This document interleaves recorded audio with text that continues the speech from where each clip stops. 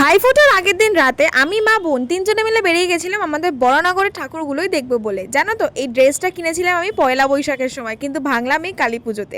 আমাদের বড়নগর তথা আলমবাজারে এত কালী পুজো হয় যে আমাদের অন্য কোথাও যাওয়ার প্রয়োজনই পড়ে না। তো প্রথমে বেরিয়েই আমরা রাস্তার অনেকগুলো ঠাকুর দেখলাম, আর তারপর চলে গেলাম একটা ভূতের প্যান্ডেল দেখতে, যেটা এখানে বেশ ভালোই ফেমাস।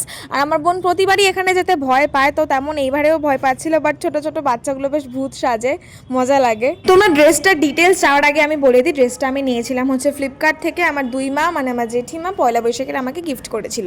এইটা হচ্ছে এই প্যান্ডেলটা, এবং এখান থেকে বেরিয়ে আমরা পরবর্তীকালে চলে গেছিলাম কালীতলা মাঠের দিকে, যেটা কিনা খুবই ফেমাস বড়নগর তথা কলকাতাতে খুবই ফেমাস। আর আমার বাড়ি থেকে খুবই কাছে প্যান্ডেলটা, তো আমি ভেরি লাকি। লোকে দূর দূর থেকে এখানে আসে, বাট আমি আমাদের বড়নগরের রানীমাকে এত কাছ থেকে দেখতে পাই, আমি এখানেই পড়তে যাই, জানো তো। তো যাই হোক, মেলাটায় তো প্রতিবারই আসি, কালী পুজো মানেই কালীতলা মাঠ। তো মেলাতে ঘুরলাম, প্রচুর ভিড় ছিল, বেশি ক্লিপিংস নিইনি, খেলাম দিলাম। তারপর ওখান থেকে বেরিয়ে গেলাম বনহুগলির দিকে, কারণ বনহুগলি যুবক সংঘের প্যান্ডেলটাও খুব সুন্দর হয়। এই হচ্ছে সেখানকার মা কালী, এত সুন্দর লাগছিল চারিদিকে লাইটিং, আর ওখানে এত লোকজন ছিল, বেশ ভালো লাগছিল।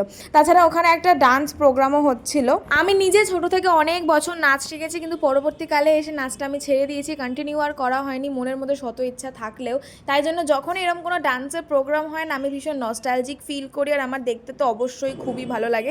স্পেশালি এখানে দেখাচ্ছিল মা দুর্গা, কালী, শ্যামার অপরূপ মহিমার কথা, আর সেটা দেখতে ভীষণ মনোমুগ্ধকর লাগছিল। মনেই হচ্ছিল না সেখান থেকে যাই, কিন্তু যেতে হলো। একটা টোটো ধরলাম, টোটো ধরে বেরিয়ে পড়লাম বাড়ির দিকে, কারণ আজকে বেশি ঘোরার প্ল্যান নেই, অলরেডি আমরা অনেক ঘুরে ফেলেছি। আর রাস্তায় এত ভিড় ছিল, তাই জন্য আর এখান থেকে একটা জায়গা যেতেই এত টাইম লেগে যাচ্ছিল। তো টোটো ধরে আসার সময় দেখলাম অনেক ঠাকুরের ভাসান হয়ে যাচ্ছে।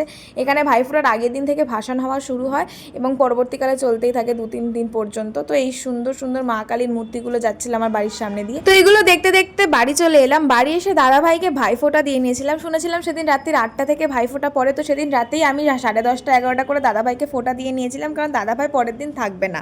তাই আগের দিন দাদাভাইকে ফোঁটা দেওয়ার পর্বটা শেষ করলাম। আর এত মজা করি আমরা এইসব ভাইফোঁটা রাখি পূর্ণিমার সময়। যাই হোক, এই করে আমাদের রাতটা ভালোই কাটলো। আজকের মিনি ভ্লগটা আমি এখানেই এন্ড করছি। তোমাদের সঙ্গে দেখা হচ্ছে পরবর্তী একটা মিনি ভ্লগে, ততক্ষণের জন্য টাটা।